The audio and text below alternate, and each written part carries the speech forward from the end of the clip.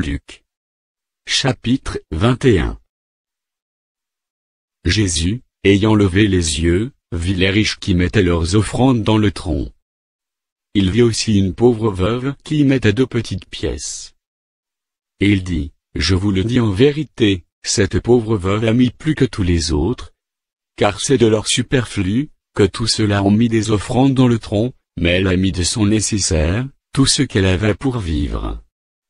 Comme quelques-uns parlaient des belles pierres, et des offrandes qui faisaient l'ornement du temple, Jésus dit, les jours viendront où, de ce que vous voyez, il ne restera pas pierre sur pierre, qui ne soit renversée.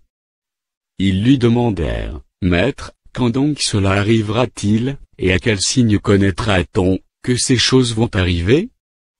Jésus répondit, prenez garde que vous ne soyez séduits. Car plusieurs viendront en mon nom, disant, c'est moi, et le temps approche. Ne les suivez pas. Quand vous entendrez parler de guerre et de soulèvement, ne soyez pas effrayés, car il faut que ces choses arrivent premièrement. Mais ce ne sera pas encore la fin. Alors il leur dit, une nation s'élèvera contre une nation, et un royaume contre un royaume. Il y aura de grands tremblements de terre, et, en divers lieux, des pestes et des famines, il y aura des phénomènes terribles, et de grands signes dans le ciel.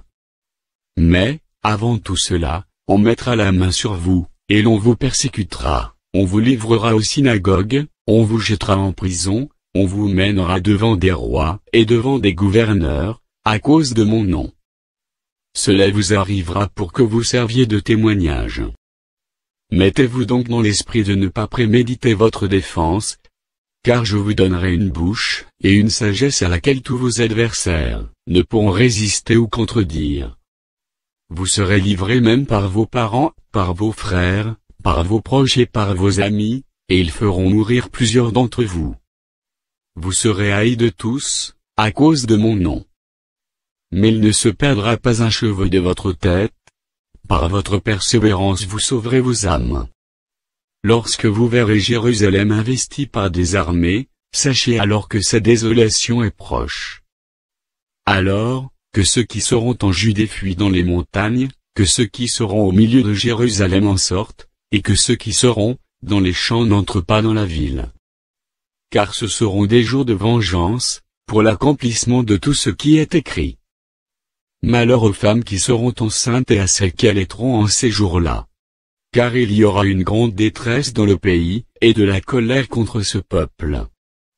Ils tomberont sous le tranchant de l'épée, ils seront emmenés captifs, parmi toutes les nations, et Jérusalem sera foulée aux pieds par les nations, jusqu'à ce que les temps des nations soient accomplis. Il y aura des signes dans le soleil, dans la lune et dans les étoiles.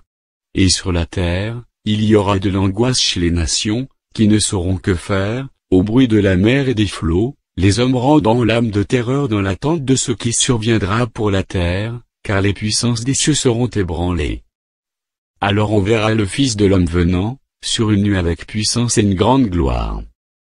Quand ces choses commenceront à arriver, redressez-vous et levez vos têtes, parce que votre délivrance est proche. Et il leur dit une comparaison. Voyez le figuier, et tous les arbres. Dès qu'ils ont poussé, vous connaissez de vous-même, en regardant, que déjà l'été est proche. De même, quand vous verrez ces choses arriver, sachez que le royaume de Dieu est proche. Je vous le dis en vérité, cette génération ne passera point, que tout cela n'arrive. Le ciel et la terre passeront, mais mes paroles ne passeront point. Prenez garde à vous-même, de craindre que vos cœurs ne s'apesantissent par les excès du manger et du boire, et par les soucis de la vie, et que ce jour ne vienne sur vous à l'improviste. Car il viendra comme un filet, sur tous ceux qui habitent sur la face de toute la terre. Veillez donc et priez en tout temps, afin que vous ayez la force d'échapper à toutes ces choses qui arriveront, et de paraître debout devant le Fils de l'homme. Pendant le jour, Jésus enseignait dans le temple, et il allait passer la nuit à la montagne appelée montagne des Oliviers. Et tout le peuple, dès le matin, se rendait vers lui dans le temple pour l'écouter.